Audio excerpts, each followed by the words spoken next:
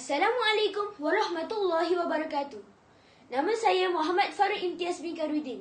Selamat pagi dan salam sejahtera. Saya mengucapkan kepada pengurusi majlis, barisan hakim yang adil lagi bijaksana, guru-guru serta rakan-rakan yang saya kasihi sekalian. Hadirin sekalian, saban minggu semasa perhimpunan sekolah, kita selalu menyebut 5 prinsip rukun negara.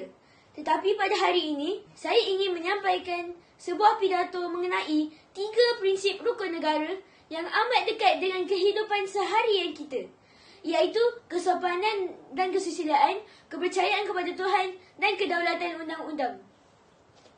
Kita lihat prinsip yang pertama, iaitu kesopanan dan kesusilaan.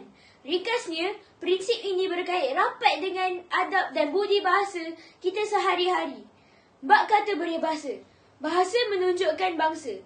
Di sekolah, kita diajar untuk menegur guru dan menghormati rakan-rakan.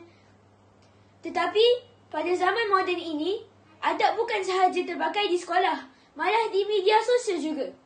Apabila kita bercakap atau menulis komen di alam maya, cara kita berkomunikasi mencerminkan siapa diri kita.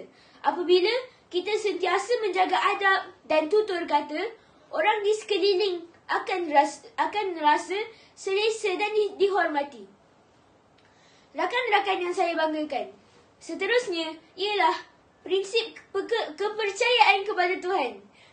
Mengapakah prinsip ini amat penting dalam hidup kita? Ini kerana agama mendidik kita menjadi insan yang berakhlak mulia. Di Malaysia, walaupun kita terdiri pada berbagai kaum dan pegangan agama, semua agama mengajar kita berbuat baik. Bab kata peribahasa, buat baik berpada-pada, buat jahat jangan sekali. Apabila setiap orang memegang teguh ajaran agama masing-masing untuk sentiasa berbuat kebaikan, kita akan lebih mudah bertoleransi dan hidup bersama dalam suasana yang aman. Hadirin yang dihormati, prinsip yang ketiga pula ialah kedaulatan undang-undang. Mesejnya mudah sahaja, iaitu kita semua wajib mematuhi peraturan. Peribahasa ada menyebut, di mana bumi dipijak, di situ langit dijunjung. Di mana-mana sahaja kita berada, peraturan perlu dipatuhi.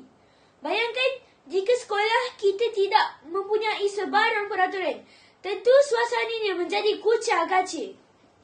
Begitu juga dengan negara kita. Undang-undang wujud bukan untuk menyusahkan, tetapi untuk memastikan keselamatan kita semua terjamin. Apabila kita berdisiplin dan mematuhi undang-undang, kehidupan masyarakat akan menjadi lebih teratur dan damai. Kesimpulannya, rakan-rakan, ketiga-tiga prinsip ini saling melengkapi antara satu sama lain. Kesopanan menjaga adab kita. Kepercayaan kepada Tuhan menjadi benteng moral kita. Dan kedaulatan undang-undang memelihara keselamatan kita. Apabila kita mengamalkan nilai-nilai ini dalam kehidupan seharian, barulah sekolah dan negara kita kekal sejahtera dan harmoni. Sekian wabillahi taufiq wal hidayah. Assalamualaikum warahmatullahi wabarakatuh.